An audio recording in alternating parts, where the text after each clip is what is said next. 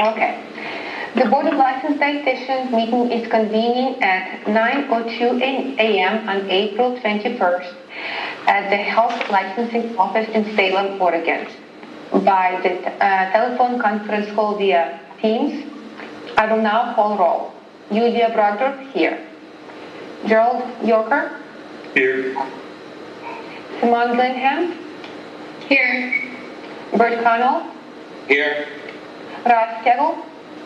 Here. Sarah Lowe? Absent. Absent.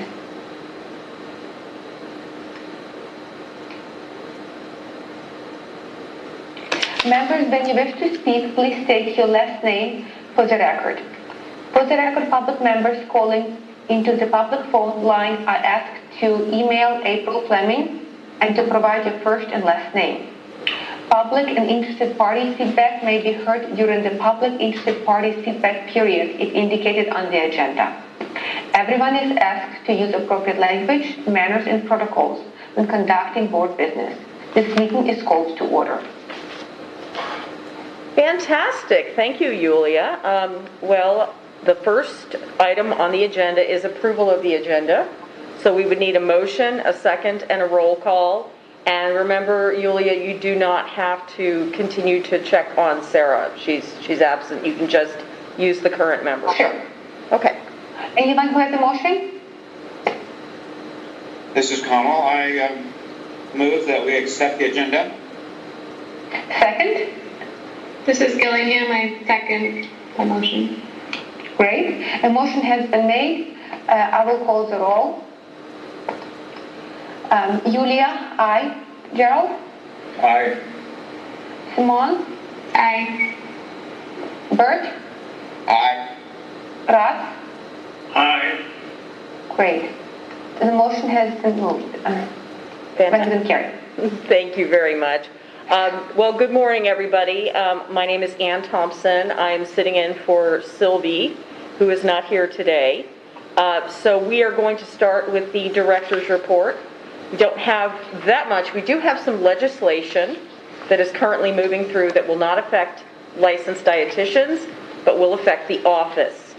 Senate Bill 2359 is creating a new board for healthcare interpreters. And they're talking about, sign language interpreters for people who work with folks at their doctor's appointments. That would create a new board. A couple of bills for cosmetology and also creating a program for genetic counseling.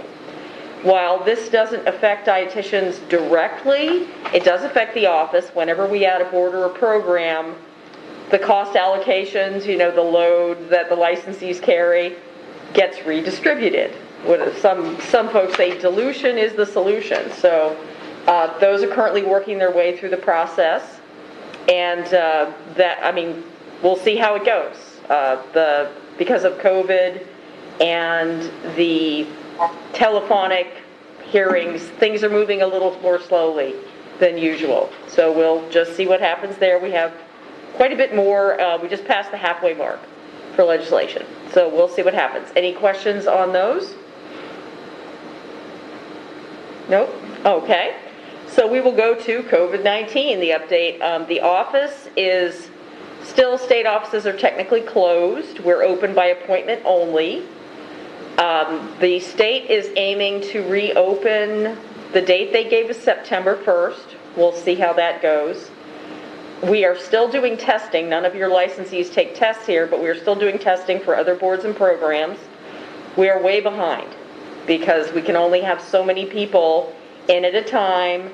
They have to sit so many feet apart, and we have to sanitize in between visits. As the risk level has been lowered, we were able to get more people in, and we have gone to offering paper tests, especially for cosmetology, and using both of our boardrooms to get as many people in as we can. But we are behind, and it's understandable. We're hoping to get caught up as soon as we can. We're looking at maybe options for testing extended hours, maybe on the weekends, whatever we can do to get caught up. But we're still dealing with that. Any questions on COVID? How are things going in your world as far as COVID? Doing telehealth? This is Gillingham. I work for the VA, and I work for home-based primary care, so we go into veterans' homes, and we're opening up a bit more. I've actually been able to do home visits, but there's still a large emphasis and focus on telehealth. So, yeah. Everybody else? Oh, you're on mute, Yulia. Bradford, I do combination of both. Oh, okay. Fantastic. Well, after a year of this, hopefully we can get some traction on it. Any more questions with COVID? Wow, you guys are easy. All right, so next is going to be licensing and statistics. We have some reports. If you remember last time, we had some strange numbers coming up on our online renewals. We had like 3 quarters where we had 0% online renewals. Well, we got to the heart of that, and it was a data error, how the information was being pulled from our database. So we got all that corrected. And if you notice our fiscal quarters, you still have very, very high rates of online renewals. See the next slide, age and gender. This is a predominant, and when we get to the workforce survey, we can explore it more, but you guys know this is a predominantly female, young professionals, and you guys are getting more people all the time. Your licenses continue to increase at a nice steady rate. Your trends are always up, which is good. I get a lot of questions for folks that are getting licensed and working in a lot more different settings now. Preventative health and dietary coaching and that kind of thing. So that's understandable. And your numbers are looking good. Your fiscals are looking good. We're really trying to get your revenues and your expenditures to more closely match. I know Sylvie's mentioned it before. We're trying to get an in-house fiscal analyst to kind of look at your trends long term and see, are there discounts, are there anything we can do to get those numbers to match up? Your profession doesn't have a lot of cases, doesn't have a lot of big expenditures from the DOJ, so we're trying to look at what we can do. We don't want you to go into the negative, we want you to have a cushion, but we'd like to get those numbers to match maybe a little bit better.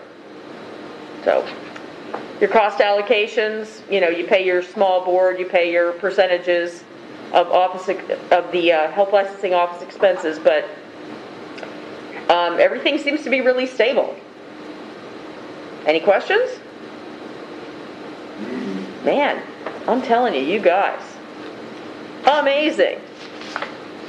So, I guess we can move on to regulatory, which is really, again, easy. You have no open cases. In the last biennium, 2019 to 2021, through April 7th, you've had 4 complaints, and they've all been closed. So if they didn't come before you, it was either something that was found to be in another board's jurisdiction, or it was closed unfounded or unsubstantiated. So easy, easy. What else do we have? So, I'm sorry, do we have a question? No? Man, fantastic. Okay, so we're going to get to the big chunk of your materials, which was the workforce survey. We do have a good update for you. We talked about for the last few years, we were trying to get a direct pass-through when your licensees go to renew. We wanted them to be able to go over and take the workforce healthcare survey that they had to take in order to renew, and then we'll be portaled back. And why that sounds very simple. Nothing at the state tech level is simple.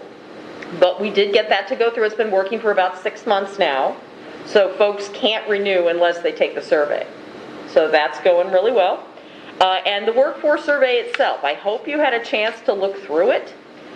It is a massive amount of information, and I think they did a really nice job kind of drilling down on how healthcare professions either do or don't match the population that they're serving, the population of Oregon.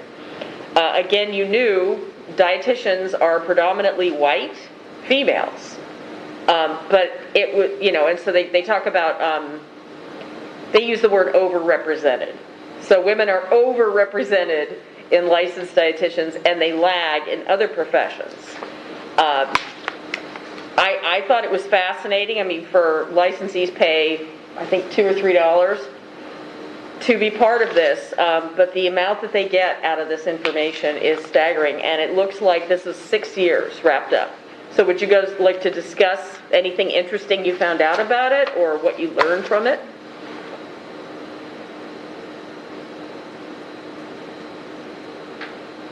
Anybody? Did you get a chance to look through it?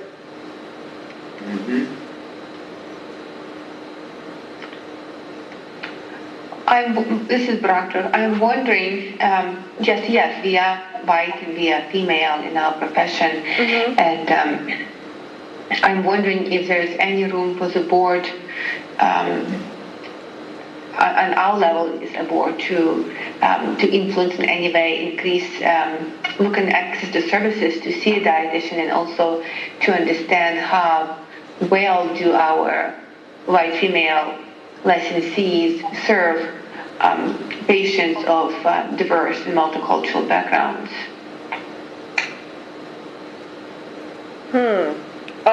So could you elaborate a little bit on your question? Because I'm not sure kind of what you're getting at. I'm not sure if there any data that state has, any data to see as to whether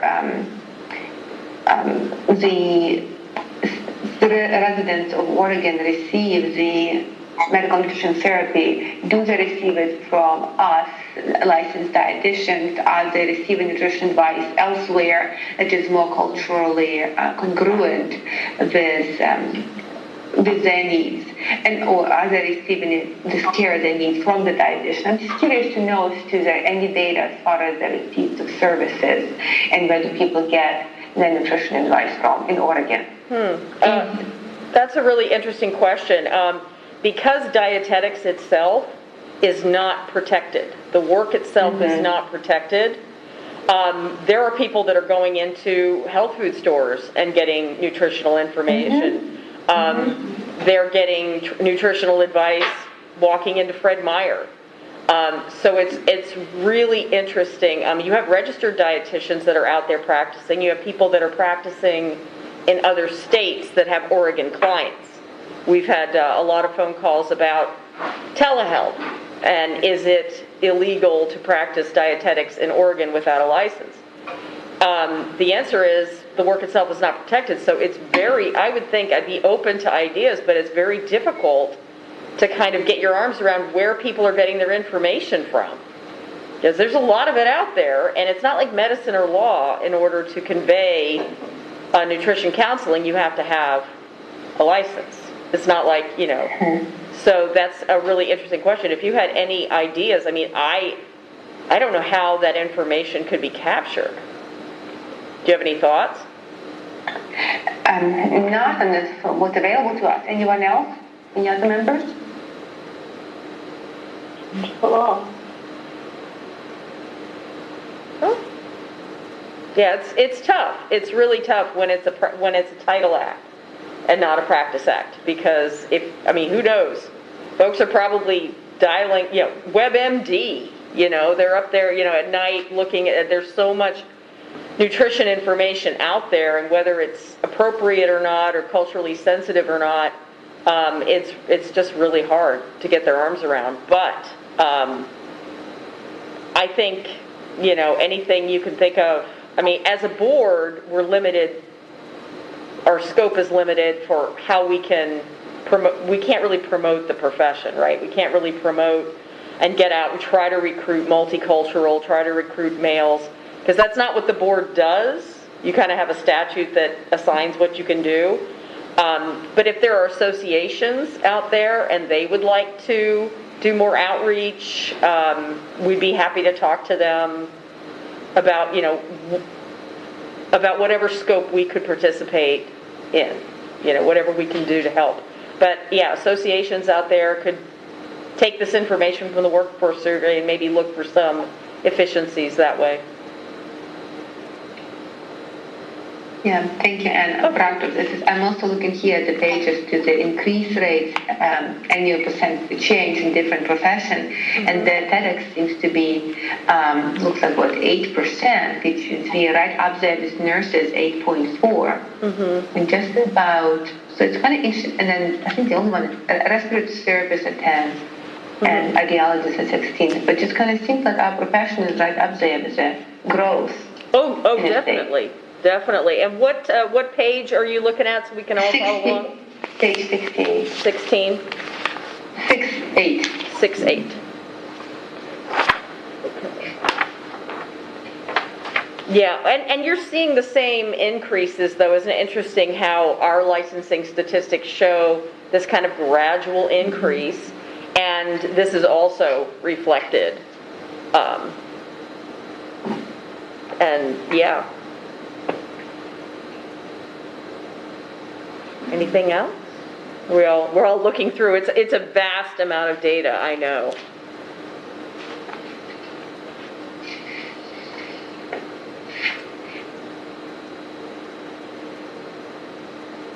So, come on. Any other questions? Or are you guys just flipping through it? This is Gillingham. I'll be honest, I haven't had a chance to really get into it too much, but I will. And so far what I've seen is definitely interesting. And I do wonder how we compare as far as, diversity in our profession outside of our state. What does the profession look like on a national level? How's our state compared to that?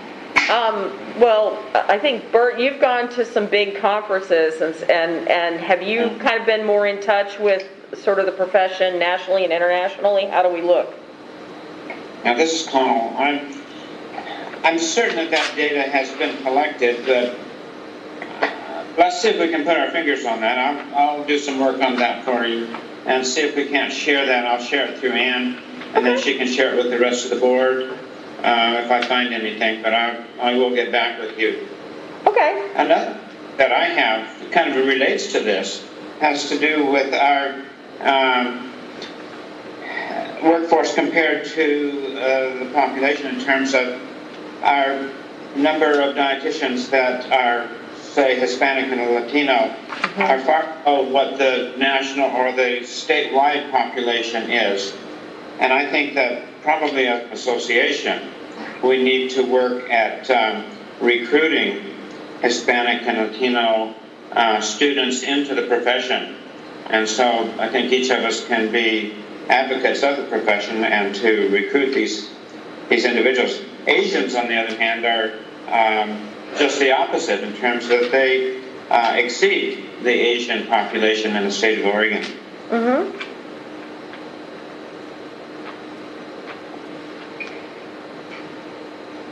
Yeah, it's fascinating. The amount of data collection and the amount of stories that come out, and I guess I'm just a statistics geek, I'm just fascinated on how, what you think, what you perceive versus what the numbers show you. And it's just fascinating, the changes over time too, as our state becomes more diverse, how there's sort of a lag in the professions catching up and being able to adequately represent the population that they're serving. So I know there's a huge push right now from the Oregon Health Authority about equity and inclusion and doing whatever we can do as an agency to close the gaps in healthcare that are there due to disparities and underrepresented populations. So anything like this, kind of, we get to look at and pore over and go, okay, where are the areas we can work with? And having, I know House Bill 2011 a couple of years ago required, I think about 14 boards, mandatory cultural competency continuing education. And that is pushing toward being able to deliver better health care by being more sensitive to population's needs. And that was another step toward, again, closing the gap in equity and improving health outcomes by being more sensitive to population needs. So this is just super interesting to us. I mean, I hope you get a chance to pour through it. I mean, I know it's not light reading, but it's really, really interesting. So, Ms. Cagle? Uh-huh.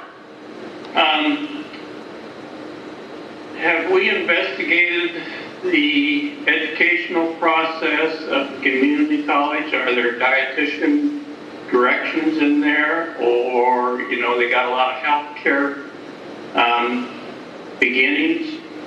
What amount of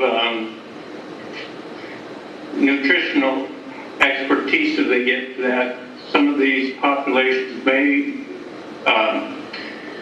want to go to?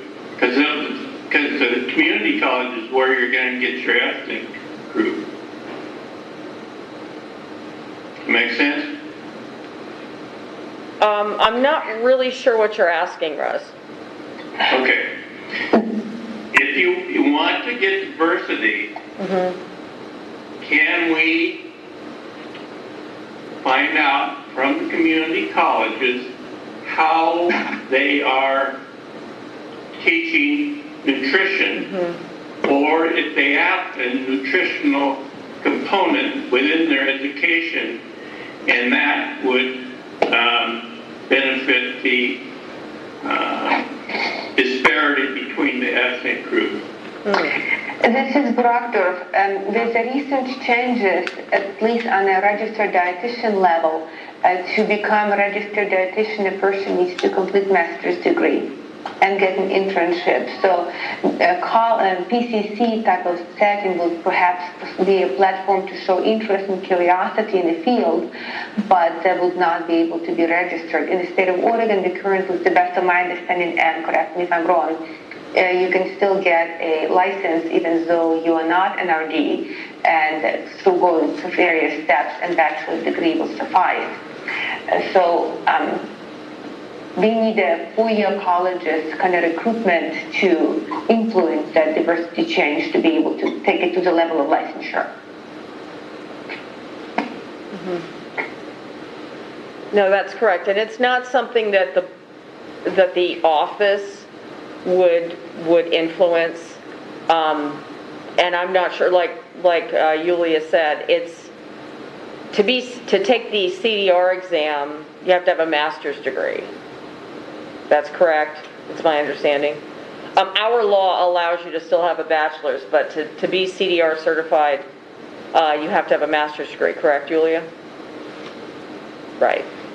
So I'm not sure how the community college, I mean, like you said, the curiosity might develop at the community college level, but we're dealing with a much higher level professional. No, yes, Cagle again. My main point was that would be possibly the beginning of an interest in that profession. That was my only question. Yeah. Gotcha.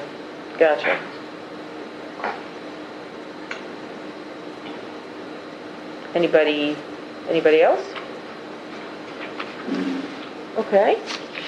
So, with that, do we have anybody on the line for public? We have two people email in, but they didn't make it on this meeting, so not usually just ask if they really have. Okay, so, And if so, then. We do? I couldn't hear. I'm sorry? This is Bragdor. Do we have someone on the line or do we not? Yeah, I think we do, yes? Let me please read then the script. Yes, thank you. Okay. At this time, the Board of Licensed Dietitians will hear public interested party feedback. Members of the public, please wait until you have been recognized. Once recognized, please state your name and affiliation to the board for the record.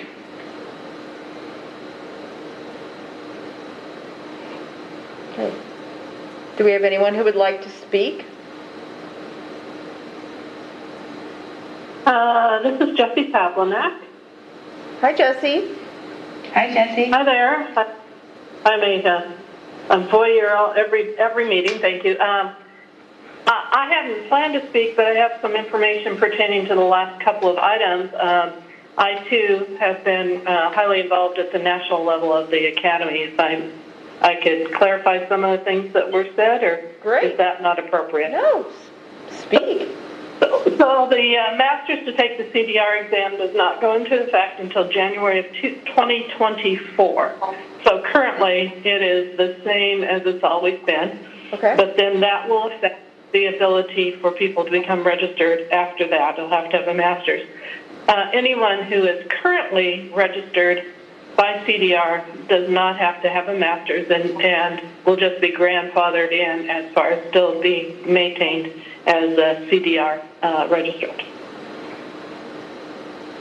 As far as community college, about the only class that is offered throughout the state of Oregon at community college level is an entry-level nutrition class. Food and nutrition 225 is kind of the number that is used usually.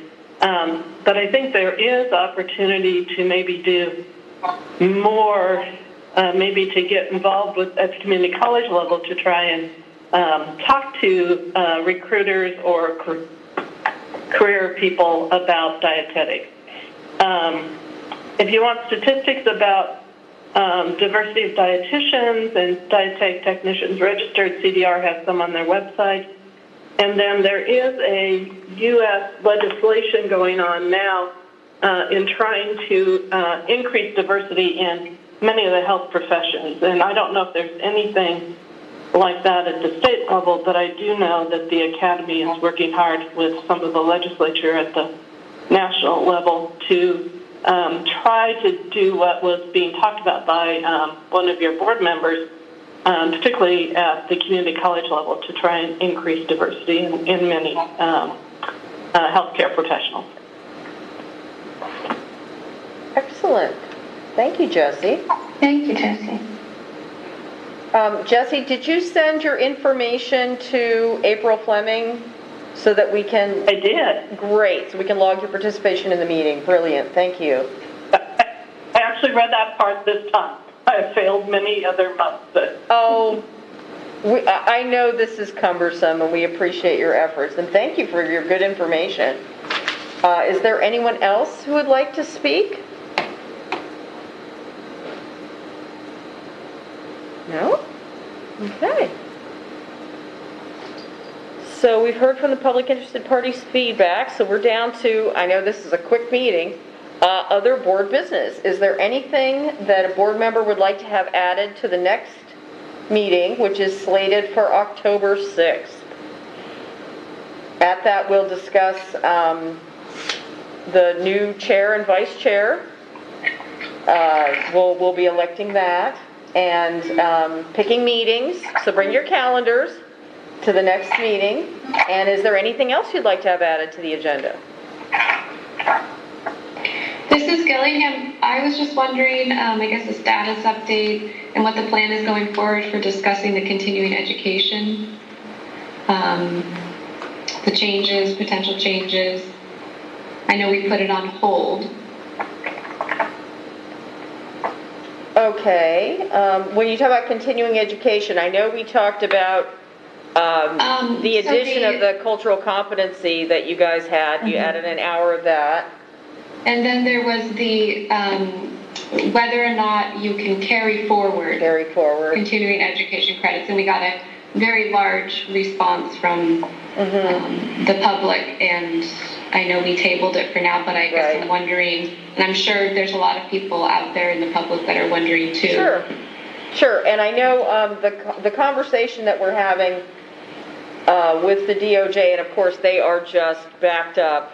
I mean, it's incredible what's going on right now. But I know there's been the discussion of we have 1-year licenses, and the awkwardness of being able to carry continuing education forward when you have a 1-year license.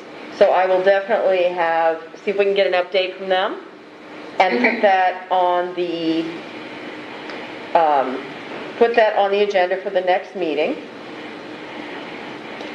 Thank you. No, thank you for bringing it up. What else would you guys like to talk about for the next meeting?